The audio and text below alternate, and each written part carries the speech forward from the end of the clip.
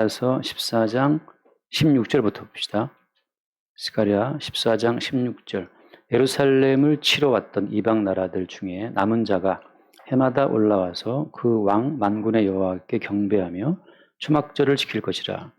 땅에 있는 족속들 중에 그 왕 만군의 여호와께 경배하러 예루살렘에 올라오지 아니하는 자들에게는 비를 내리지 아니하실 것인즉 만일 애굽 족속이 올라오지 아니할 때에는 비 내림이 있지 아니하리니 여호와께서 초막절을 지키러 올라오지 아니하는 이방 나라들의 사람을 치시는 재앙을 그에게 내리실 것이라. 애굽 사람이나 이방 나라 사람이나 초막절을 지키러 올라오지 아니하는 자가 받을 벌이 그러하니라. 그 날에는 말 방울에까지 여호와께 성결이라 기록될 것이라. 여호와의 전에 있는 모든 소치 제단 앞 주발과 다름이 없을 것이니 예루살렘과 유다의 모든 솥이 만군의 여호와의 성물이 될 것인즉 제사 드리는 자가 와서 이 솥을 가져다가 그것으로 고기를 삶으리라. 그날에는 만군의 여호와의 전에 가나안 사람이 다시 있지 아니하리라. 아멘. 스가랴서 마지막에 이제 초막절을 말씀하십니다. 초막절이라고 하는 것은 이스라엘 절기 가운데 마지막 절기죠. 초막절은 모든 걸 추수하고 추수한 모든 곡물을 창고에 들인 다음에 그 창고에 든 상태에서 광야에 나가서 초막을 치고 일주일 동안 사는 절기예요. 잠깐 말씀을 얼른 보고 봅시다. 레위기 23장, 레위기 23장을 보면 39절, 레위기 23장 39절, 너희가 토지 소산 거두기를 마치거든. 이제 농사 다 끝난 때를 말하는 겁니다. 일곱째 달 15날부터 1회 동안 여호와의 절기를 지키되 첫날에도 안식하고 이렇게 돼 있죠. 언제? 소산 거두기를 마치고 언제부터? 일곱째 달 7월 15일부터요. 7월 15일 동안 며칠간? 1회 7일 동안 절기를 지키는 거죠. 그래서 이제 모든 농사를 마쳐서 창고에 다 들어놓은 그 다음에 절기를 지키는 겁니다. 그 다음 절 40절 말씀 볼까요?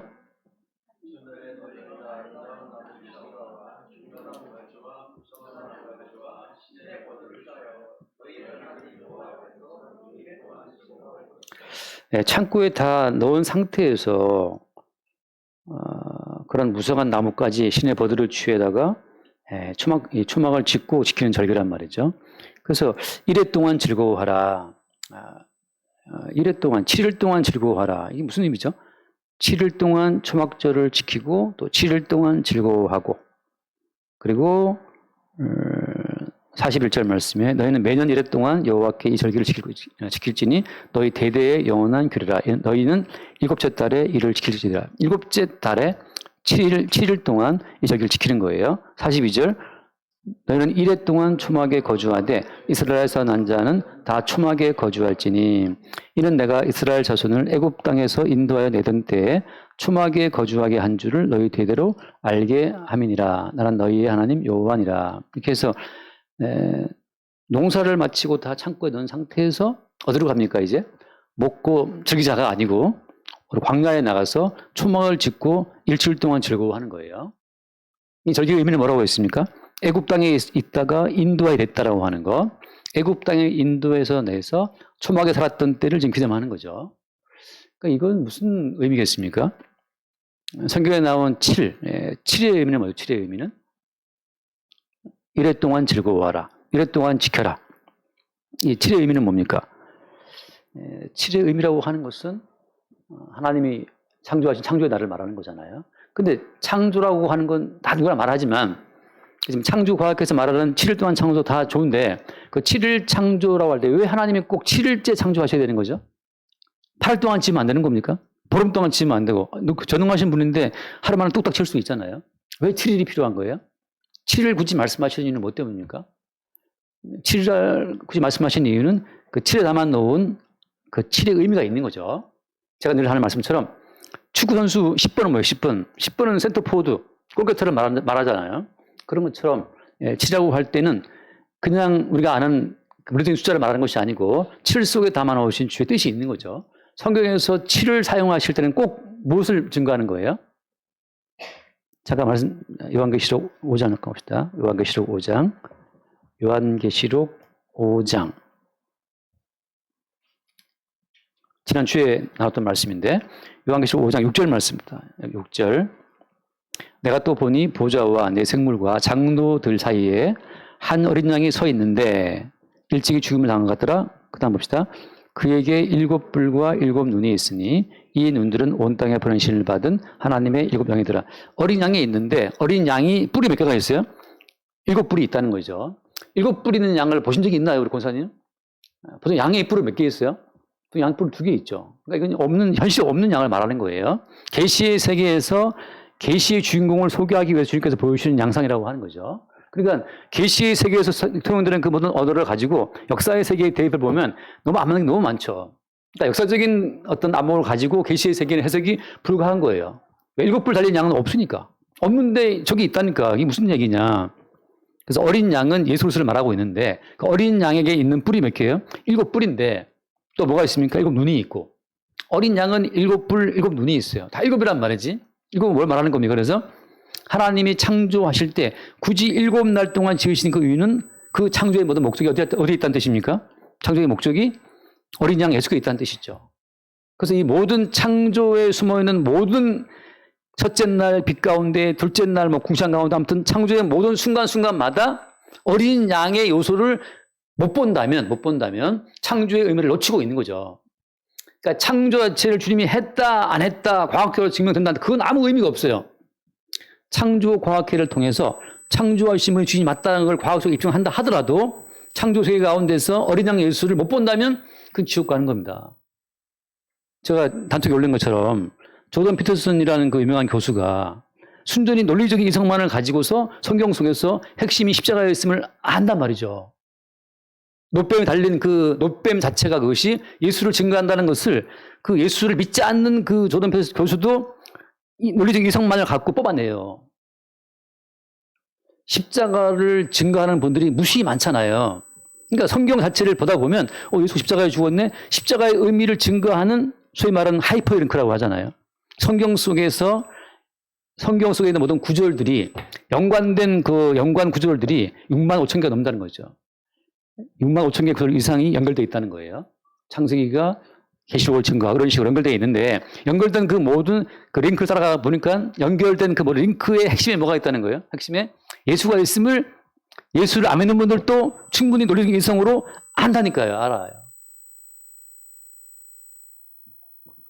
근데 문제는 뭡니까? 그걸 안다 하더라도 어린 양으로서의 예수 그리스도, 그 어린 양 예수 그리스도와 나와의 상관관계가 명확히 세워지지 않으면 아닌 거죠.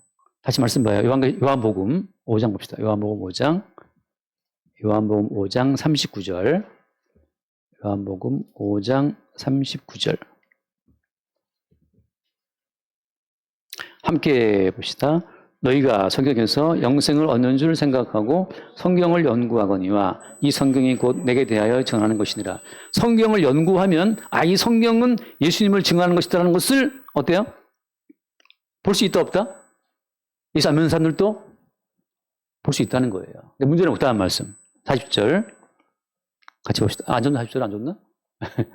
네, 같이 봅시다. 그러나 너희가 영생을 얻기 위하여 내게 오기를 원하지 않는다라고 하는 거죠. 그렇지만 성경이 예수를 증거하고 있네. 그렇지만 나는 어때요? 그 예수님께 가기를 원치 않아. 다만 나 중심적인 나의 자리에서 성경이 보니까 예수를 증거하고 있네. 그것만 알 뿐이죠. 내 주체의 세계를 넓혀가는 것뿐이에요. 성경이 복음을 말하고 있는데 복음의 핵심이 십자가고 예수님의 그 사실을 알고 있는 나의 세계를 넓혀가는 것뿐이에요. 내 세계를 넓혀가는 데 있어서 예수라고 하는 그분이 하나의 요소로서, 내 세계의 한 요소로서, 지식의 요소로서 내 세계에 들어왔을 뿐이라는 거죠. 그러니까 학자도 알 수 있는 어떤 성경의 핵심 메시지를 목사님들도 알 수 있죠. 그럼 문제는 뭡니까? 그러나 영생을 얻기 위하여 내게 오기를 그들이 원치 않는다. 그 이유는 뭐 때문에? 그 뒤에 말씀 봐요. 그 44절 말씀, 44절. 너희가 서로 영광을 취하고 유일하신 하나님께로부터 오는 영광을 구하지 아니하니 어찌 나를 믿을 수 있느냐. 사람이 자기 영광을 취하는 본성이 있기 때문에 예수께 오지 않는 거예요. 또 배불리 먹었을 때 또 막 딱 졸리는 상황이죠, 지금.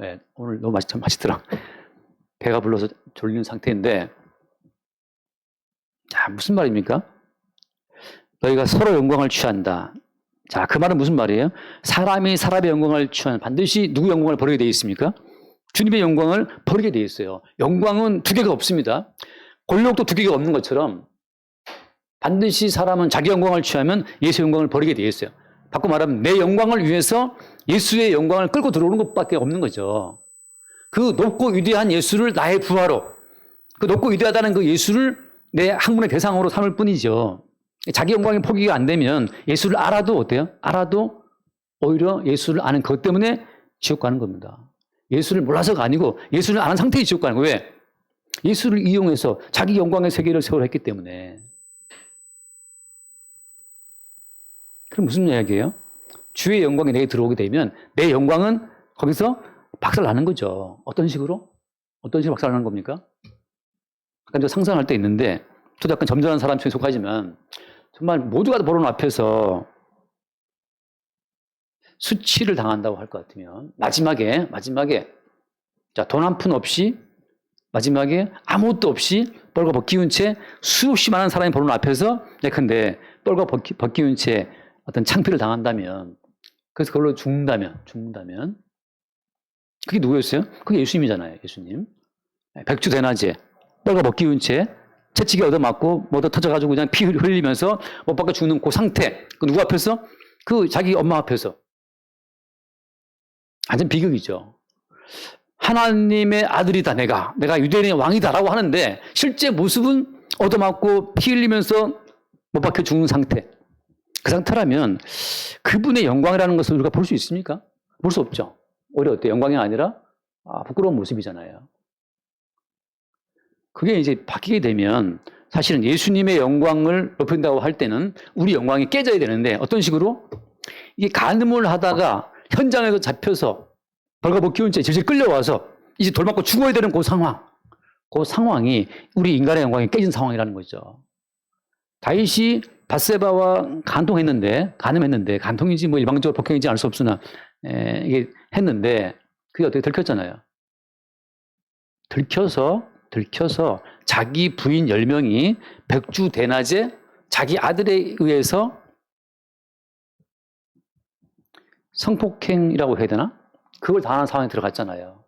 자기의 부인 10명이 다른 남자와 관계를 해야 되는 그 상황, 그것도 성곽 위에 장막을 치고 다 보는 앞에서 했단 말이죠. 백성들 앞에서. 그게 수치예요. 어떻게? 내 영광은 아무것도 없이. 다시 말해서 십자가 못 박히신 예수 그리스도가 나의 주님이라는 사실을 믿게 되면 지적인 동의가 아니고 그 십자가에 예수 당했던 그 수치와 멸시와 천대와 핍박과 박해가 내게 밀려 들어와서 동일하게 그 동일한 핍박과 수치와 멸시 상황으로 들어간다는 거죠. 이걸 누가 원하겠냐고. 원치 않죠, 아무도. 그러니까 지적으로 알고 있는 십자가의 복음이 아니고 십자가의 복음이 내게 들어와서 나를 예수와 함께 수치를 받고 죽는 그 바닥으로 끌고 들어갔다가 거기에서 살아가는 거란 말이죠. 근데 이건 어떤 우리의 의지로 따라갈 수 없는 상황이에요. 우리는 그 상황을 다 거절하니까. 예수님이 3번이나 기도하잖아요. 이 자는 내게서 옮겨지기를. 물론 우리는 지금 거의 뭐 무지하기 때문에 알 수는 없으나 예수님께서는 전체를 보고 입장이기 때문에 우리 마찬가지로 그런 길을 다 우리가 거부하고 싫어하죠. 스데반 집사가 뭐 처음부터 자기는 뭐 소원이 돌맞아 죽는 거였습니까? 아니요. 주의 영이 인도하시니까 돌맞아 죽었는데 당당히 죽었지만 우리가 자발적으로 그 길을 가는 자들은 아무도 없어요. 그래서 십자가에 못 박혀 죽으신 예수 그리스도가 믿음으로 내게 들어온다 할 것 같으면 그분은 말과 이론과 지혜가 아니고 실제 못 박혀 죽은 십자가의 그 사건을 가지고 들어오시기 때문에 우리를 그와 같은 상황으로 끌고 들어간다는 거죠. 그럼 여기서 이제 다 무서워서 이제 나 못 따라간다고 다 포기할 수밖에 없지만 이게 계시의 세계에서 확정된 백성인 경우에는 따라와요. 추적. 그 미사일 따라오듯이 열추적 미사일 따라오듯이 따라와서 기어이 십자가의 사건을 그 사람 속에 팍 꽂아 넣어서 그 사람 속에 십자가 사건이 폭발하게 하신다는 거죠. 누구처럼? 근데 누구처럼? 모세처럼. 모세가 당당하게 구원자가 되고 싶었으나 어때요? 하나님께서는 모세가 당당하게 되고 싶었으나 하나님은 모세로 하여금 실패하게 하고 살인자의 죄목을 덮어쓰고 광야로 도주하게 만들죠. 멋진 꿈을 꾸었으나 현실은 광야에 들어가서 양들과 함께 40년을 지내죠. 외로운 양치기처럼. 다다다다다다다다다 그 노래 알죠? 외로운 양치기. 외로운 양치기인가 뭐. 그렇게 수치와 멸시와 이름 없는 무명의 세월을 40년 동안 누구와 함께? 양과 함께. 님과 함께가 아니에요. 양과 함께 40년을 보내는 거죠. 그래서 완전히 모든 꿈과 모든 희망이 박살났을 그때 주님이 오셔가지고 야, 너 가라. 모세 개인의 모든 기대가 없어졌을 때 따라갈 수가 없죠. 이제 말하자면 그렇게 초막절이라는 것은 무엇이냐. 말이 좀 다녀갔는데 이래 동안 지켜라라고 하는 거. 광야에서 이래 동안 머물러라. 그 말은 무슨 말입니까? 삶의 기반도 없고 양식도 없고 물도 없고 우리는 죽었다라고 하는 자기 죽음을 확인하는 광야 가운데 초막을 치라 말이죠. 지금 수확했다고 뭐가 많다고 다 창고에 집어넣어놓고 다 광야로 가. 너희들은 하나님 보시기에 아무것도 없이 죽어마땅한 자라는 사실을 또 일주일 동안 머물게 하면서 어때요? 모든 창조 세계의 주인공이 누구임을? 예수님임을. 그 앞에서 개인적인 모든 영광을 다 죽이는 시간, 그 시간이 이래요, 7일이라는 거죠. 그러니까 우리는 첫날 빛 가운데도 십자가에 못 박혀 죽으신 어린 양을 보게 되고 궁창을 봐도 어린 양을 본단 말이야. 다시 말하면 한 줄기 빛도 어린 양으로 죽임당하신 어린 양의 희생으로 주어졌다는 사실을 그때 아는 거죠. 광야에서 반석을 깨트렸잖아요. 물이 나왔단 말이죠. 어린 양이 자기 몸을 깨트림으로 나오게 되는 그 생수를 마시는데 그런 것처럼 창조의 모든 날 동안 창조 하루하루 모든 날 동안 전부 다 어때요? 어린 양 예수님의 희생으로 주어진 은총의 선물임을 그 초막절 내내 보게 되는 겁니다. 자, 마태복음 잠깐 봐요. 마태복음에 몇 절 좋지? 몇 장? 6장을 봅시다. 마태복음 6장. 마태복음 6장. 자, 19절 말씀. 너희를 위하여 보물을 땅에 쌓아두지 말라. 거기는 종과 동록이 해하며 도둑이 구멍을 뚫고 도둑질한다. 함께 이스라엘 말씀 봅시다. 오직 너희를 위하여 보물을 하늘에 쌓아두라. 거기는 조미나 동록이 해하지 못하며 도둑이 구멍을 뚫지도 못하고 도둑질도 못하느니라. 이게 무슨 얘기입니까? 하늘에 어떻게 쌓아두죠? 보물을 하늘에 쌓아두라. 이게 무슨 얘기입니까? 해석이 많이 있지만 중요한 건 뭐냐면 내게 있는 모든 것이 어린 양의 십자가의 희생으로 주어진 선물임을 알 때 그건 내 것이 아니에요. 원체부터. 모든 소유가 내 것이 아니고 어린 양 예수의 희생으로 주어진 선물임을 알 때 그때 모든 보물은 어디 있는 거예요? 어린 양이 올라가신 하늘에 있는 겁니다. 내가 내 이름을 소유할 것이 아무것도 없어요. 내 젊음도 내 돈도 내 것은 원래 없어요. 없다는 거죠. 그래서 그 뒤에 말씀 21절 네 보물이 있는 곳에는 뭐다? 내 마음도 있다. 이 모든 것이 십자가에 죽임당하신 어린 양의 은총으로 주어진 선물임을 보게 될 때 그때 우리는 마음이 어디 있는 거예요? 눈과 마음 어디 있어요? 어린 양께 있죠. 어린 양께. 그게 모든 7일 동안 창조된 세계의 주인공이신 예수를 바라보는 하나의 관점이라고 하는 거죠. 그래서 하루하루 심지어 뭐라고 하냐면 그 뒤에 봅시다. 예를 들어서 30절 말씀, 30절, 6장 30절 같이 봅시다. 오늘 있다가 내일 아궁에 던져지는 들풀도 하나님이 이렇게 입히시거든 하물며 너희일까 보냐 믿음이 좋은. 자, 들에 있는 풀은 며칠째 만들어진 거죠. 창조에 보게 되면 땅이 묻이 올라오고 묻 가운데 씨와 씨가 있는 채소와 과일과 풀이 올라온단 말이죠. 그러니까 창조의 하루하루 전부 다 그것은 어때요? 어린 양 예수의 희생으로 피어나는 들풀이라고. 어린 양의 희생으로 주어지는 백합화 한 송이란 말이죠. 그러니까 우리는 들풀 한 포기를 봐도 어린 양의 희생으로 주어진 들풀이네라고 하는 순간 어때요? 우리는 그 들풀의 풍요로움을 누리게 되는 초막절을 누린다고 하는 거지.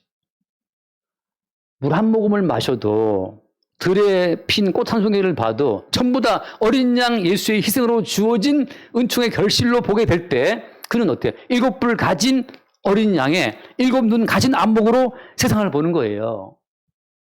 우리 아들이 무사히 학교도 들어왔네? 이것은 7뿔 가진 어린 양의 희생으로 말미암아 주어진 은총의 선물로 무사히 갔다가 돌아온 거예요. 그렇게 모든 것 속에서 어린 양의 희생으로 주어진 은총의 선물임을 보게 될 때 구태여 내가 내 이름으로 내 노동으로 투입된 결과라고 모든 만물을 소유할 필요가 있습니까? 없습니까? 이거 없는 거지. 이거 내가 땀 흘려 본 내 돈이야 라고 하는 순간 어때요?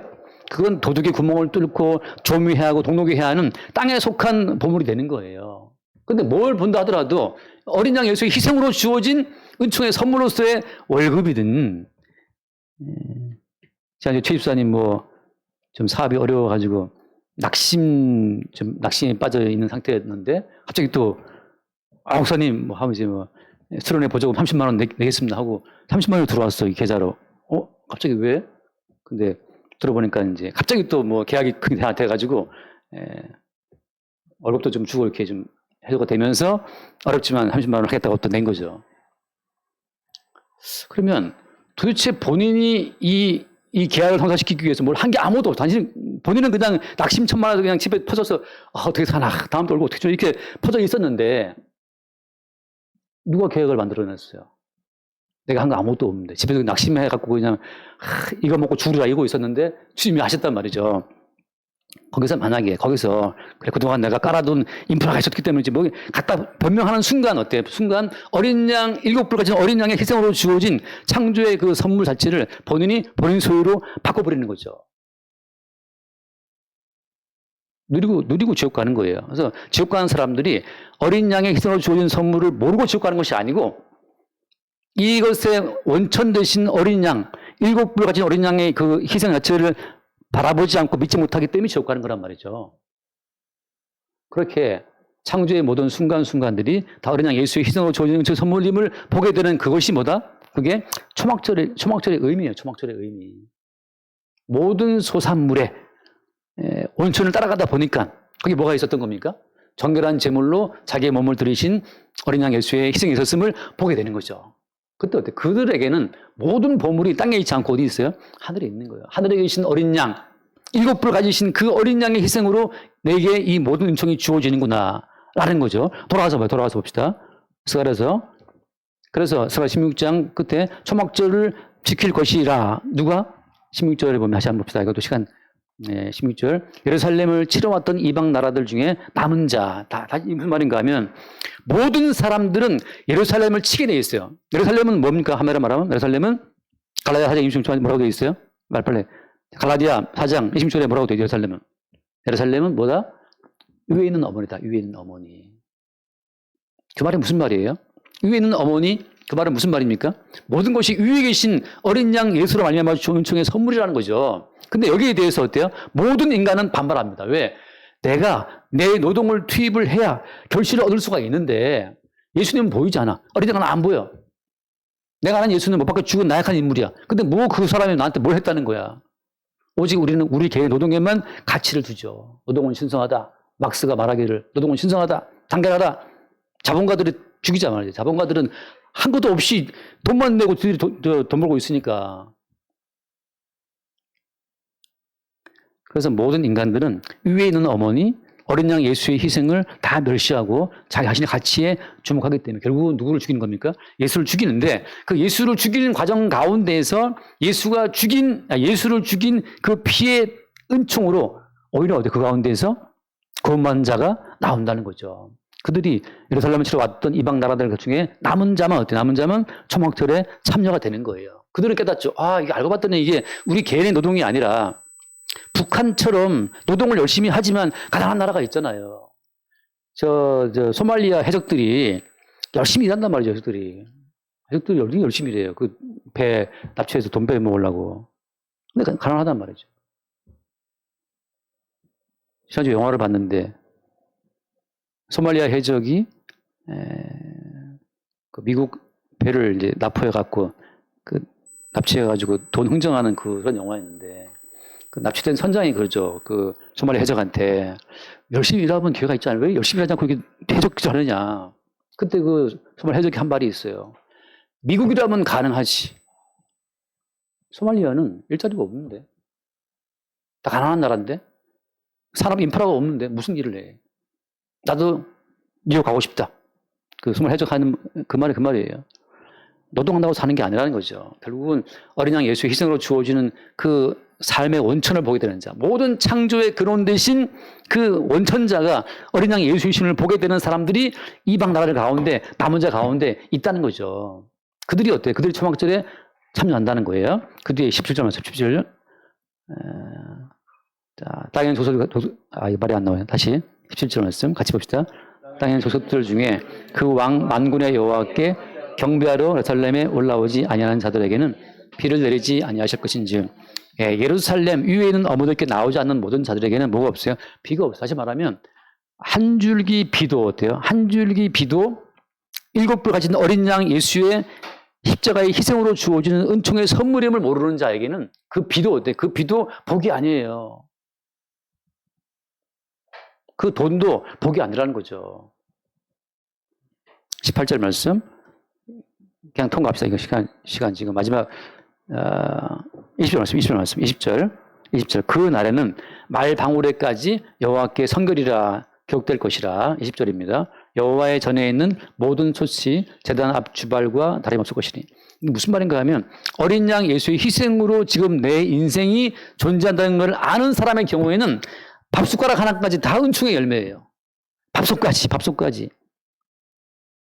구약시대에는 성전에 있는 기물만 거룩하고 나머지 성전 바깥에 있는 기물들은 거룩하지 않게 취급되었지만, 근데 어떻습니까? 이제 초막절 때, 마지막 초막절 때에는 예수님의 십자가의 피로 인해 주어진 결과물이 성도의 삶이기 때문에 물 한 잔 마시는 것도 거룩한 것이고 밥 한 숟갈 먹는 것도 거룩한 것이고 밥솥도 거룩하고 다 거룩해. 모든 것이. 이걸 바울이 뭐라고 표현합니까? 사도 바울이 로마서 14장 말씀, 14장 로마서 14장 6절 말씀, 14장 6절 말씀. 나를 중히 여기는 자도 주를 위하여 중히 여기고 먹는 자도 주를 위하여 먹으니 하나님께 감사하며 먹지 않는 자도 주를 위하여 먹지 않으며 하나님께 감사하느니라. 7절 우리 중에 누군지 자기를 위하여 살한 자가 없고 자기를 위하여 죽는 자도 없도다. 우리가 살아도 주를 위하여 살고 죽어도 주를 위하여 죽나니 그러므로 사나 죽으나 우리가 뭐라고 했어요? 주의 것이로다. 이미 7불 가진 어린 양 예수 그리스도의 희생으로 만들어진 새로운 피조물의 경우에는 말방울이든지 여기 꼽는 이 브로치든지 내가 입고 있는 옷 한 벌이라든지 모든 것이 어때요? 다 그리스도 예수 어린 양 예수의 희생을 증거하는 용도로 주어진 거룩한 성물이라고 하는 거죠. 예배당의 지하에 있든 어디든 상관없어요. 어린 양 예수의 희생으로 지어진 은총의 결과물로서의 건물은 다 성물인 거죠. 단지 어때요? 수백억짜리 건물이 있다 하더라도 어린 양 예수의 희생으로 주어진 결과물로서 그 건물을 보지 않고 어떤 집사님, 어떤 권사님, 어떤 장로님 그 무엇으로 이렇게 지었다. 인간의 공로가 거기 들어가는 순간 그것은 어때요? 거룩하지 않고 마지막 때 아까 봤던 것처럼 하나님의 저주를 받게 될 대상물로 분류되는 거죠. 그래서 아까 잠깐 여의도 얘기 나왔는데 저 머리 깎으러 가는 그 원장님 또 거기 이제 나가시는 분이니까 장로님이시니까 헌금을 좀 많이 하시는 분들의 명단을 그 예배당 홀에다가 딱 이렇게 좀 새기면 어떻겠느냐. 서울대병원 가보니까 거기 서울대병원 세울 때 기부하신 분들 이름을 쫙 적어놨잖아요. 거기 가면 그런 것처럼 그래도 헌금 많이 하신 분들은 좀 이렇게 좀 딱 이렇게 이름을 새겨두면 좀 자극이 되고 동기가 안 될까. 제가 그건 아니다. 그건 왜 아니냐. 교회는 예수 그리스도의 이름으로만 증거되는 곳인데 거기 사람 이름이 들어가면 그분들이 헌금을 했다 칩시다. 그분들이 헌금한 그 돈 자체는 어린 양 예수의 희생으로 주어진 결과물일 뿐이기 때문에 마지막에 어린 양 예수만 증거돼야지 거기 왜 중간 존재가 끼어들어갖고 이름을 낼 수 있냐 말이죠. 근데 그런 사고방식이 일반적인 사고방식이죠. 그냥 교회를 볼 때 사람들이 기부금 내서 만드는 단체로 생각하니까. 그래서 지금 어때요? 말방울까지 솥단지까지 다 거룩하다라고 말하는 것은 어린 양 예수의 피로 묻혀진 피 흘림으로 이루어진 모든 결과물이기 때문에 풀 한 포기도 들에 핀 백합화 한 송이도 다 어린 양 예수의 희생으로 주어진 선물이기 때문에 가치가 있고 귀한 것이고 단돈 10원짜리 하나도 어때요? 예수의 희생 결과물이기 때문에 귀한 거죠. 그래서 여기 돌아와서 정장 마칩시다. 거기 그래서 예루살렘과 유다의 모든 솥이 만군의 여호와의 성물이 될 것인즉 제사 드리는 자가 와서 이 솥을 가져다가 그것으로 고기를 삶으리라. 그날에는 만군의 여호와의 전에 뭐가 없다? 가난한 사람이 다시 있지 아니하리라. 가나안 사람은 어떻습니까? 여호수아 군대에 의해서 진멸받아 마땅한 자들이잖아요. 자기의 힘과 지혜를 잃고 사는 사람들이기 때문에 이건 진멸 대상인데 그날에는 어때요? 가나안 사람이 없다는 거죠. 하나님 보시기에 다 모두가 거룩해. 다 거룩하고 솥도 거룩하고 말방도 거룩하고 다 거룩하다는 거죠. 무엇으로 말미암아? 어린 양 예수의 피로 말미암아서. 그래서 자, 결론입니다. 이것이 이 초막절의 주인공이 누구라고요? 주인공이 어린 양 예수인데 어린 양 예수의 희생으로 인해서 이 모든 것이 마지막 결실 자체가 우리가 왔다는 그 사실을 어떻게 이들이 증거하는 겁니까? 모든 소유물은 창고에 집어넣어 놓고 자기들은 어때요? 친히 광야에 가서 거주함으로 말미암아서 따라서 어때요? 모든 성도는 날마다 광야로 가서 내 것은 아무것도 없다는 사실이 고백되는 현장으로 들어가는 자라고 하는 거죠. 여기서 마지막 결론입니다. 내 것이 아무것도 없음을 우리가 어떻게 인정할 수 있어요? 말씀 봅시다. 야고보서 2장 말씀. 야고보서 2장. 거기 몇 절? 10절. 2장 10절. 같이 봐요. 10절. 누구든지 온 율법을 지키다가 그 하나를 범하면 모두 범한 자가 되나니. 율법이라고 하는 것은 하나 어기면 다 어기는 겁니다. 자, 우리가 하나님 보시기에 어떤 혜택도 잊지 못할 죽어마땅한 죄인임을 보게 되는 그 현장이 뭐냐면 율법을 하나 어기므로 말미암아서 나는 주님 보시기에 죽어마땅한 자라는 사실을 확인받는 현장. 광야라고 하는 것은 출애굽한 1세대들이 다 죽어나간 곳이잖아요. 광야는 우리에게 너희들은 하나님 보시기에 죽어마땅한 자라는 사실을 일깨워주는 현장이에요. 하나님께서 우리로 하여금 이 삶을 살게 하시는 이유는 일상을 살다 보면 항상 우리는 하나님 보시기에 죽어마땅한 죄인임을 보게 되는 사건 속으로 들어가게 됩니다. 일상 속에서 우리는 매일 성질 나서 성질 내고 돈 걱정하고 염려하고 원망 불평하고 불평이 너무 많으니까 불평만해서 죽게 한단 말이죠. 광야라고 하는 것은 끝없이 우리의 죽음을 확인시키는 것. 율법을 투입했으나 아무도 율법을 지킨 자가 없어. 시내산에서 받을 때는 우리가 지키겠다고 약속했지만 광야를 지나는 과정 가운데서 한 명도 지킨 자가 없었다는 사실이 드러나죠. 누구까지? 모세까지. 모세가 혈기를 냈기 때문에. 초막절을 지킨다고 하는 것은 니들 가운데 이러한 복을 받을 자가 있더냐를 물어보는 거예요. 너희들 가운데 한 명이라도 이러한 복받을 자가 있더냐? 없습니다. 그래서 로마서 읽고 두 번째 로마서 13장 8절 말씀 8절 피차 사랑의 빛 외에는 아무에게든지 아무 드시지 말라. 남을 사랑하는 자는 율법을 다 이루었느니라. 계속 봅시다. 9절 가늠하지 말라, 살인하지 말라, 또 탐내지 말라 한 것과 그 외에 다른 계명이 있을지라도 내 이웃을 사랑하라 하신 그 말씀 가운데 다 들었다. 다음 게 10절 말씀 사랑한 이웃에게 악을 행하지 아니하나니 그러므로 사랑한 율법의 완성이다. 여러분 하나 어기면 다 어기는 것처럼 하나 지키면 다 지키는 거예요. 율법이라고 하는 것은 하나 어기면 다 어기는 거고 하나 지키면 다 지키는 건데 그게 바로 뭐였어요? 그게 사랑인데 자기를 내주는 십자가의 사랑으로 말미암아 예수님은 모든 율법을 다 완성하신 겁니다. 율법의 1.1획 그 모든 것을 내가 이루러 왔다고 했잖아요. 마태복음에서 주님이 언제 여기서 완성하신 겁니까? 십자가에 자기 몸을 내주심으로써 율법을 완성하신 거죠.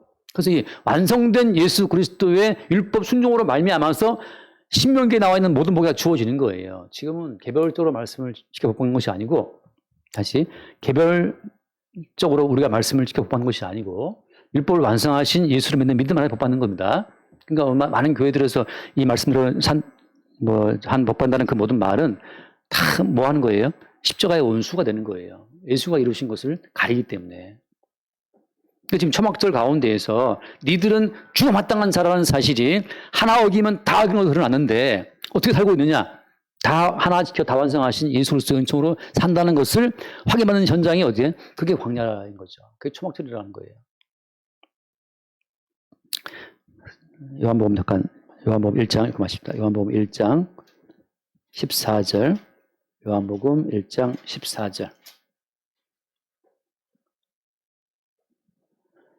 자, 말씀이 육신이 되어 우리 가운데 거하심에 우리가 그 영광을 보니 아버지의 독생자의 영광이 은혜와 진리가 충만하다. 그 다음에 16절만 16절 말씀 다 같이 봐요. 16절. 우리가 다 그의 충만한 데서 받으니 은혜 위에 은혜를. 우리가 개인적으로 준비한 충만함은 광야에서 싹 주고 맞다는 것으로 이미 입증이 돼버렸습니다. 지금 우리가 누리는 모든 충만함은 어때요? 그의 충만함이라는 거지. 어떤 겁니까? 모든 율법을 십자가의 어린 양으로 죽임 당함으로 완성하신 그분의 충만함이 우리 가운데 그냥 주어지는 거예요. 그분의 이름으로.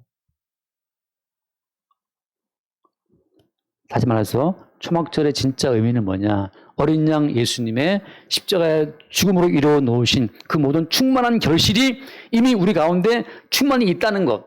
그분의 이루심의 그 충만한 가운데 우리는 날마다 그 충만함을 공급받아 살고 있는 거예요.